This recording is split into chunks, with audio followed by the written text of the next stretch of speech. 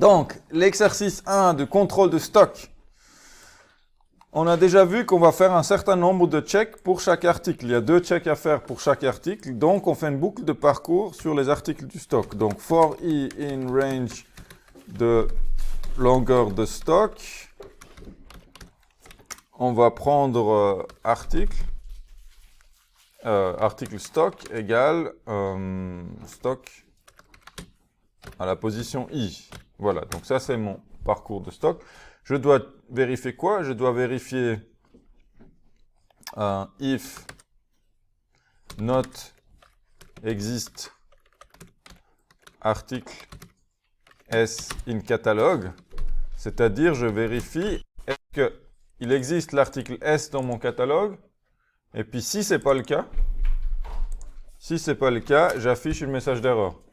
Print inconnu article SI. Pour l'instant, je fais des prints, on regarde après pour l'afficher message. Voilà, donc ça, c'est mon premier truc que je dois vérifier, est-ce que c'est dans le catalogue. Je vais faire pour ça une fonction de recherche, existe, qui prend une valeur dans une liste, et puis qui va parcourir la liste, for i in range de len de liste. Et si valeur est égale à liste de i, je retourne true. Sinon, si j'ai rien trouvé tout le long, je retourne false. On va déjà vérifier ça. Je vais saisir 11, 33, 11, et puis, allez, moins 1. Et donc, il me dit inconnu moins 1 à la position 3. Donc, ça joue pour ça. Donc, ça, c'est le premier check. L'autre, c'est de voir si un article apparaît plusieurs fois dans le stock. Donc, il y a 2 façons de faire ça. Déjà, je vais décomposer ça. Donc, vous voyez, je ne fais pas un else if parce qu'il peut à la fois ne pas exister et être multiple. Je peux saisir, par exemple, dans ma liste, si je lance la liste, je peux saisir 2 fois moins 1. C'est à la fois inconnu et multiple. Donc, je ne fais pas un else if, je fais juste un if. Donc, if quoi? If multiple. Donc, on va écrire une multiple après. If multiple, article S. Dans quelle liste? Dans la liste de stock. Et pas catalogue. Ça, c'est un piège. Dans cet exercice-là, l'énoncé, il faut être très très précis de ce qui est marqué. Donc, on vérifie si un article est présent de manière multiple dans le stock. Si c'est le cas, je fais print multiple, l'article S, et puis l'indice. Donc, je dois faire ma fonction multiple. Alors, une façon, donc, est-ce que c'est multiple la valeur dans la liste? Elle va aussi retourner un booléen. Une façon de faire, c'est d'utiliser la fonction de décompte. On a déjà vu l'algorithme de décompte. Donc, je peux dire if compter ou décompte, ouais, on va dire compter, on va décompte, allez, décompte de valeur dans liste supérieure à 1, return true. Sinon, return false. Je peux simplifier davantage, je peux dire return ça. Donc, ce qu'il me reste à faire, vous voyez, si le décompte, je retourne le résultat, est-ce que décompte est supérieur à 1? Si c'est vrai, ça retourne vrai. Si c'est faux, ça retourne faux. Donc, je fais quoi? Je vais faire ma fonction décompte d'une valeur dans la liste. Donc, ça, c'est algorithme standard décompte. Je veux dire nombre égale à 0. J'initialise à 0. Je fais le parcours de la liste. For i in range len de liste.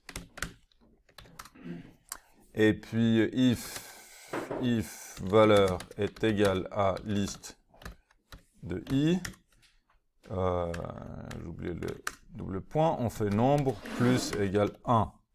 Et on retourne nombre. Ça, c'est mon décompte. Donc, on va tester ça pour le multiple.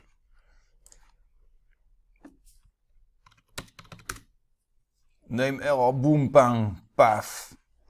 Name article S not defined, à quel endroit? Dans contrôle stock, ici, articules. Oui, c'est pas, ça n'existe pas.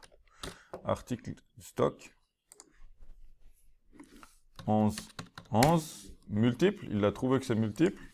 Si je fais 11 moins 1, 11, 33, il a trouvé que 11 est multiple et qu'il a moins 1, c'est inconnu. Donc, là, j'ai affiché 2 fois multiple. J'ai affiché pour la première occurrence de 11 et pour la deuxième occurrence de 11. Vous voyez, pour le premier 11 qui apparaît et la deuxième fois que 11 apparaît, j'ai fait 2 fois le message d'erreur multiple. Je vais vérifier ici dans l'énoncé si c'est le cas. Oui, effectivement, l'article numéro 44 qui est multiplié, enfin qui est multiple ici, il l'affiche à la fois à sa première occurrence ici et aussi à la dernière qui est là. Donc c'est bon, on est bon pour ça. On a fait ça, donc maintenant, il nous reste aussi à savoir à la fin, est-ce qu'on a eu une erreur à la fin ou pas, au total. Et puis pour ça, j'applique, est-ce que dans l'ensemble de la liste, il y a eu une erreur. Et pour ça, j'applique le schéma qu'on a vu pour la validation des données. On dit que erreur par défaut, il n'y en a pas. Et si je rencontre une erreur, je vais faire erreur égale true. Ah, ils veulent le nombre d'erreurs. Donc du coup, ok. Là, pour l'instant, avec ça, je vais déjà faire ça. Je peux dire, est-ce qu'il y a eu des erreurs ou pas. Vous voyez, à la fin, je peux dire if erreur. If erreur. Donc, if erreur égale true, ça revient au même. Hein, puisque si true, c'est true. Vous voyez. If erreur. Donc, si aucune erreur détectée, on affiche OK. Et sinon, si plusieurs erreurs ont été détectées, on affiche le message d'erreur. Donc, if erreur, print erreur. Donc, si j'ai rencontré une erreur, je print erreur. Sinon, je print OK. Je n'ai pas encore compté le nombre d'erreurs, mais on va déjà vérifier ça. Est-ce que c'est OK ou est-ce qu'il y a eu une erreur? Et vous voyez, pour ça, au début, je dis qu'il n'y a pas d'erreur, mais dès que je rencontre une erreur, je le mets à true. Donc ça, c'est quelque chose que vous avez vu, qu'on a vu ensemble pour la validation des données. Donc si je mets cet exemple-là,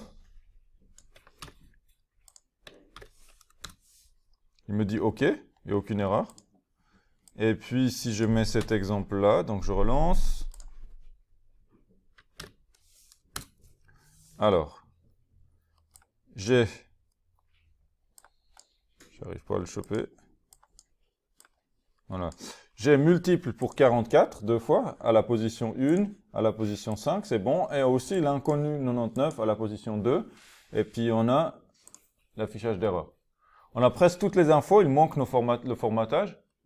Pour ça, on va utiliser afficher message, mais ça, on s'en préoccupe après. Et puis il manque encore le comptage des erreurs. Et le comptage des articles au cas où c'est OK. Donc print OK, on doit afficher le nombre d'articles. Donc le nombre d'articles, c'est la longueur de la liste de stock. Tout simplement, le nombre d'articles qu'il y a dans le stock. Le nombre d'erreurs, pour ça, je dois compter les erreurs. Donc je vais dire erreur égale 0. Et puis si je rencontre une erreur, plus égale 1, j'incrémente. Pour chaque erreur, j'incrémente. Et puis je dis s'il y a plus que 0 erreur, il y a eu des erreurs. Et puis on affiche le nombre d'erreurs. Voilà. Donc je reprends cette liste-là avec des erreurs.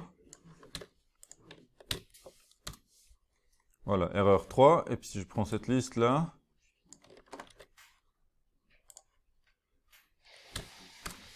ça me fait 6. Ok, donc maintenant ce qui reste, c'est l'utilisation de cette procédure afficher message. Donc je dois toujours mettre le bon code d'erreur. Et puis il me dit quoi? Là c'est même... Non, c'est pas précisé là. Je dois donc mettre... si ici c'est marqué. Appeler afficher message avec code d'erreur égale inconnu, valeur numéro d'article, position indice dans le stock. Donc si je suis là, je dois à la place de faire mon print, je dois faire afficher message. Le code d'erreur, c'est le premier argument. Je vais mettre inconnu, c'est la constante du haut. J'ignore la valeur, c'est pas mon problème, que ça vaut -1, -2, schtroumpf ou kangourou. C'est pas important, l'important c'est que j'utilise la constante. Parce qu'afficher message, il utilise la même constante, donc de toute façon on est synchro, quelle que soit la valeur. Inconnu, valeur c'est le numéro d'article, donc article S, et puis la position c'est l'indice dans le stock, donc I.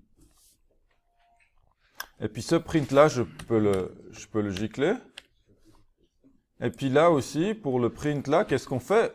C'est la même chose, mais on utilise multiple, on utilise la constante multiple. Donc je prends afficher message, et je vais mettre maintenant de nouveau l'article, la position, et là je vais mettre multiple. Voilà. À la fin, quand on a affiché message avec code erreur OK, valeur égale nombre articles dans le stock, donc j'appelle afficher message. Et qu'est-ce que je mets comme paramètre? Total. Total, ça correspond aux erreurs. Nombre d'erreurs détectées. Erreur. Si c'est OK, j'appelle afficher message avec quel paramètre? Avec OK.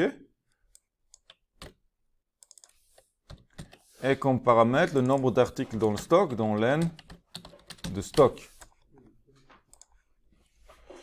Et puis si je prends ça,